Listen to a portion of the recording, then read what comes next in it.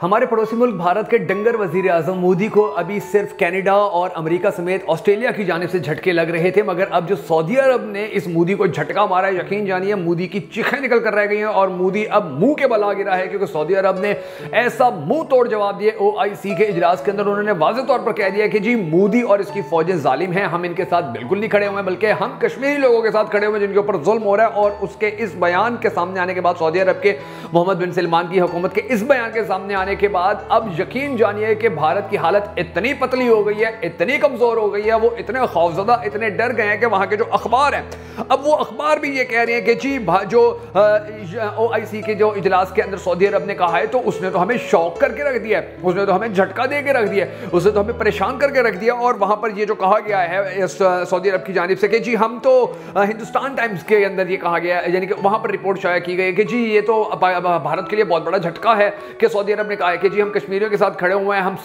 जो भारत है उसके साथ नहीं खड़े हुए। हालांकि G20 का ये जो इजलास हुआ है, समिट हुआ है, इसके अंदर सऊदी अरब ने और भारत ने बहुत बड़े पैमाने के ऊपर इन्वेस्टमेंट करने का प्लान बनाया था, बहुत बड़े बड़े मुआहदे किए गए थे, मगर उसके बाद हालात एकदम से तब्दील हुए हैं, हवाएं एकदम से तब्दील हुई हैं और अब मोदी के लिए हर तरफ से रास्ता बंद हो चुका है। एक जानिब उसे पाकिस्तान और चीन के चैलेंज का सामना था, तो दूसरी जानिब अब उसे ऑस्ट्रेलिया का भी चैलेंज का सामना है, अमेरिका के चैलेंज का भी सामना है, कनाडा के भी और सऊदी अरब के भी। तो ये जो हालात अब इंतहाई बंद गली वाले हो चुके हैं और अब मोदी के लिए कोई रास्ता नहीं बचा। तो आज के वीडियो के अंदर मैं आपको थोड़ी तफसीलात बताने जा रहा हूं कि जिसके अंदर भारतीय अखबार जो हैं वो चीखते नजर आ रहे हैं, भारतीय मीडिया रोता नजर आ रहा है और मोदी परेशानी के अंदर, परेशानी के आलम में अपने घर के अंदर छुप कर बैठ गया, क्योंकि उसको समझ में नहीं आ रहा कि भाई मैं क्या करूं, हर जानिब से ही इतना कुछ हो रहा है मेरे खिलाफ। वो कल तक वो भारतीय वजीर आजम के जो कहता था कि जी हमारा पाकिस्तान के साथ तो कोई मुकाबला नहीं है, हमारा तो पूरी दुनिया के साथ, हमारा तो चाइना के साथ मुकाबला है, आज उसी मोदी को समझ में नहीं आ रहा कि मैं क्या करूं, मैं किसके दर पे जाऊं, किससे भीख मांगू, किससे मैं इमदाद मांगू, किससे मैं मदद मांगू, किसको मैं कहूं कि जी हमारी मदद करें। हमारे खिलाफ तो अमेरिका भी खड़ा हो गया, हमारे खिलाफ तो सऊदी अरब भी खड़ा हो गया, हमारे खिलाफ तो कनाडा ऑस्ट्रेलिया भी खड़ा हो गया। और ये तमाम जो मामला चल रहे हैं, ये मामला बड़े जबरदस्त तरीके से डिस्कस किए जा रहे हैं और BBC से लेकर DW उर्दू तक या DW उर्दू से लेकर इंडिपेंडेंट उर्दू तक या TRT तक, जितने भी वर्ल्ड लेवल के, अल जजीरा तक जितने भी वर्ल्ड लेवल के चैनल्स हैं, वो सारे इस वक्त दिखा रहे हैं कि मोदी कमजोर हो चुका है, मोदी की चीखें निकल रही हैं, मोदी अब कहीं का नहीं रहा, मोदी का बड़ा बुरा तरीन वक्त आ चुका है और इसने जितनी भी दो नंबरियां की हुई थी, जितने भी जुल्म और ज्यादतियां की हुई थी, अब उन सब का बदला लेने का ऐसा वक्त आन पहुंचा है कि अब इसके पास भागने का कोई रास्ता नहीं बचेगा। आलमी अदालत के अंदर इसके खिलाफ केस भी चलाया जाएगा और फिर इसको दिखाया जाएगा कि तुमने जो लोगों के साथ जुल्म किया है कश्मीर के अंदर या सिखों के साथ, जो तुमने या भारत के अंदर रहने वाले मुसलमानों के साथ या ईसाइयों के साथ तुमने जो जुल्म किया है, उसका अब तुम्हें हिसाब भी चुकता करना है, उसके तुम्हें सजा भी मिलनी है। और ये तमाम तर जो चीजें सामने आ रही हैं और इनके अंदर जो मेजर गौरव आ रही है, जिसको भारतीय अवाम और पाकिस्तानी अवाम मिलकर मेजर गोबर खालिया कहती है, उसका नाम ये रखा हुआ है, तो उसने भी एक ऐसी बहुत बड़ी गलती की है, एक ऐसी फाश गलती की थी जिसकी सजा अब मोदी को भी मिलने जा रही है और BJP को भी मिलने जा रही है। अब सूरत हाल क्या हुई आज के वीडियो के अंदर मैं थोड़ी सी आपको तफसीलात बताने जा रहा हूं, मगर उससे पहले हम सबको अल्लाह तबारक व तआला की हुजूर दुआ करनी है कि हमारे पाक परवरदिगार ये मोदी जैसा मौजी मर्ज जो पूरी दुनिया के अमन के लिए एक वबाले जान बना हुआ है, इससे पूरी दुनिया के ममालिक की जान छुड़वा, स्पेशली तौर पर भारत के अंदर रहने वाले सिखों की इससे जान छुड़वा, भारत के अंदर रहने वाले मुसलमानों की इससे जान छुड़वा। अगर आप भी हम सबके साथ मिलकर उस दुआ में शामिल होना चाहें और इस मौजी मर्ज से जान छुड़वाना चाहते हैं तो कमेंट सेक्शन के अंदर आमीन जरूर लिख दीजिएगा। मैं हूं शकील हैदर और आप देख रहे हैं आपका मोस्ट फेवरेट चैनल बगा फैक्ट्स। नाज़रीन, अगर अभी तक सिचुएशन ये बनी हुई है कि कनाडा के अंदर जो एक सिख रहनुमा की जान छीन ली गई थी, उसका जो कत्ल किया गया था, उसके बाद से मोदी के लिए अब बहुत बड़े पैमाने के ऊपर परेशानियां खुलकर सामने आ गई और मोदी को समझ में नहीं आ रहा कि हम कहां जाएं, हम क्या करें। G20 के इजलास के हवाले से भी यह खबर सामने आ चुकी है कि G20 के इजलास के दौरान बाइडेन ने मोदी को अलग कमरे में लेकर जाकर पूछा था कि भैया तुमने उस सिख बंदे को तुमने मरवाया या नहीं मरवाया, क्योंकि हमारे पास तो एविडेंस आना शुरू हो चुके हैं। ऑस्ट्रेलिया की खुफिया एजेंसियों ने एविडेंस इकट्ठे हासिल कर, उन्होंने एविडेंस ले लिए, इसी तरह जो कनाडा की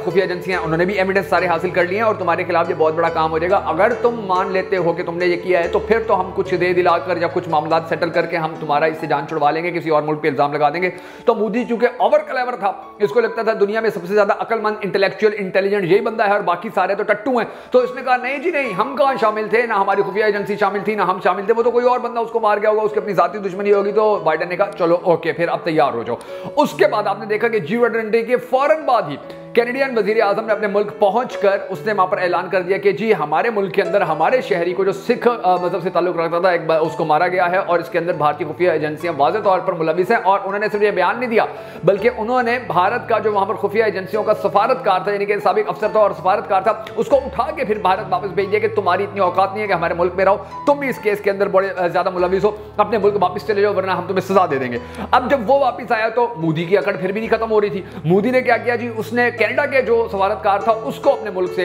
बेदखल कर दिया और कहा कि तुम भी अपने मुल्क वापस जाओ, भी हम ताकतवर हैं, तुम भी ताकतवर हो। तो ये जब सारे मामला हुए तो फिर कैनेडियन वजीर जो कनाडा के वजीर आजम थे उन्होंने फिर एक और बयान दिया और उसके अंदर कहा कि अगर कोई ये समझता है कि हम कमजोर हैं या हम बैकफुट पर जाने वाले हैं तो वो अपनी इस गलतफहमी को दूर कर ले। और भारत ने जो हमारे ऊपर ये इल्जाम लगाया है कि जी हमारे मुल्क के अंदर बदअमनी है और हम पूरी दुनिया के अंदर बदअमनी फैला रहे हैं, तो उनको ये बात पता होनी चाहिए कि अगर हम बदअमनी वाले लोग होते तो तुम्हारे 20 लाख भारतीय हमारे पास इस वक्त हमारी रोजी रोटी के ऊपर ना चल रहे होते, उनको हमने घर दिए हुए हैं, रिहाइशें दी हुई हैं और तुम्हारे ये 20 लाख जो भारतीय हैं ये हमारे पास अमन पसंदी की जिंदगी गुजार रहे हैं। लेकिन हमारे जितने भी टूरिस्ट तुम्हारे मुल्क पे जाते हैं, पूरी दुनिया के जो भी सयाह तुम्हारे मुल्क जाते हैं तो उनके साथ जो सलूक होता है वो पूरी दुनिया को पता है। तो हम अमन वाला मुल्क है, तुम बदअमनी मुल्क हो। तुम अपने पिछली हिस्ट्री देखो, तुम लोगों ने कितने बेगुनाह लोगों को कत्ल किया। और फिर उसने ये भी कहा कि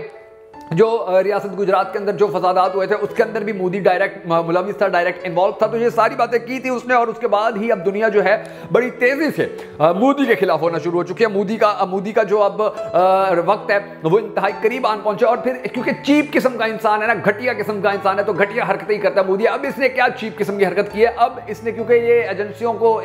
मोदी के नीचे है भारत की एजेंसियां, तो मोदी ने उनको कहा है कि जी अब किसी बंदे को सामने लॉन्च करो, क्योंकि एजेंसियां खुद तो सामने अगर नहीं मोदी को डिफेंड कर सकती हैं या मोदी खुद तो नहीं कर सकता, तो कंगना रनावत को इन लोगों ने लॉन्च किया है। वो भी बेसिकली मोदी की गर्लफ्रेंड है। मोदी की गर्लफ्रेंड के हवाले से बहुत बड़ी खबरें भारत के मीडिया के ऊपर आती रही है कि जी मोदी को अकेले मिलने जाती है या मोदी इसका बड़ा बॉयफ्रेंड है पक्का और इन दोनों की बड़ी ज्यादा दोस्ती है। तो अब भारतीय खुफिया एजेंसियां जो रॉ है और दूसरी खुफिया एजेंसियां हैं उन्होंने कंगना को लॉन्च कर दिया है और कंगना ने एक ट्वीट किया है। वो ट्वीट भी बड़ा दिलचस्प है। उस ट्वीट के अंदर भी उसने बड़ी ज्यादा बातें की हैं और उसने कहा है जी कि जो सिख कम्युनिटी है वो अखंड भारत के लिए आगे आए। जिस तरह मुझे यानी कि जिस तरह मुझे लगता है कि ये सिखों को खालिस्तान के नाम के ऊपर नाम किया जा रहा है, इनको मिसगाइड किया जा रहा है, तो ये उसको छोड़े, ये अखंड भारत के लिए आ गया। अब अखंड भारत का जो नारा है वो कौन लगाता है? वो भारत की जितनी भी कांग्रेस ले लें, आप दूसरी पार्टियां ले लें, कोई नहीं लगाता, बीजेपी लगाती है। और बीजेपी इसलिए लगाती है क्योंकि वो ये समझती है कि भारत हिंदुओं का है तो हम यहाँ पर सारे हिंदुओं की जो ताकत है वो मनवाएंगे। हालांकि ये इंसानी बुनियादी हकूक की खुल्ला खिलाफ वर्जी है, मगर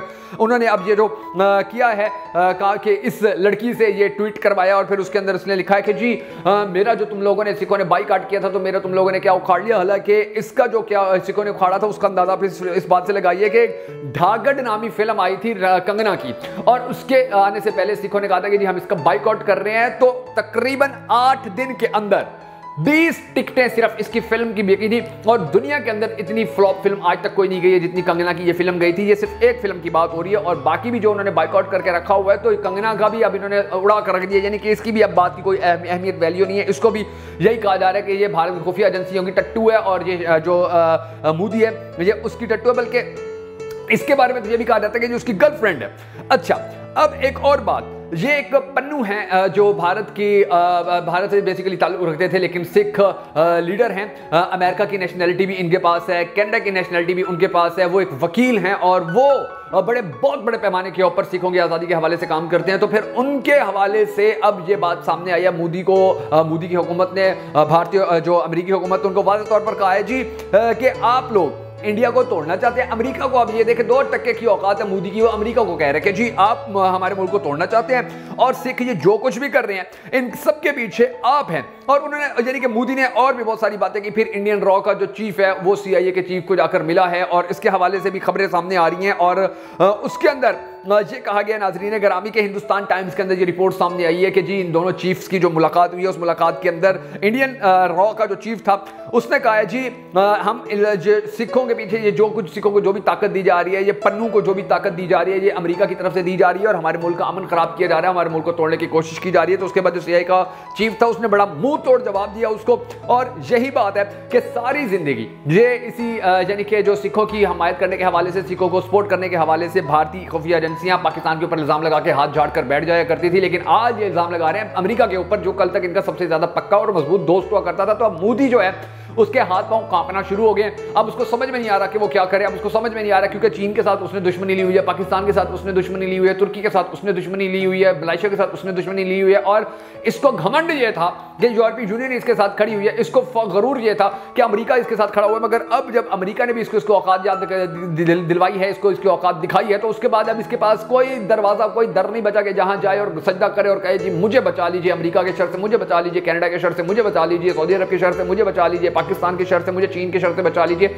अब कोई दर इसके पास नहीं रहा है। और आप देखेंगे कि इसका वही हशर होगा जो CIA मादी के अंदर बड़े बड़े लोगों को इस्तेमाल करने के, सद्दाम हुसैन का आपने देख लिया, ज़ौल हक का आपने देख लिया, यानी कि ऐसे बड़े बड़े जो जिनको ये इस्तेमाल करते थे फिर उनका जो अंजाम होता था, अब वही अंजाम मोदी का होने जा रहा है। और इंशाल्लाह देखेंगे बहुत जल्द कि पूरी दुनिया के लोगों समेत जो भारत के अंदर रहने वाले मुसलमान हैं, भारत के अंदर रहने वाले सिख भाई हैं, भारत के अंदर रहने वाले जो हमारे क्रिश्चियन भाई हैं, बहुत जल्द आप देखेंगे मोदी से इनकी जान हमेशा हमेशा के लिए छूट जाएगी। क्योंकि अब भारत का ये जो सत्यानाश करने वाला बंदा था मोदी, अब इसका पत्ता काटने का वक्त भी आ चुका है और अमेरिका इसका पत्ता बहुत जल्द काट देगा।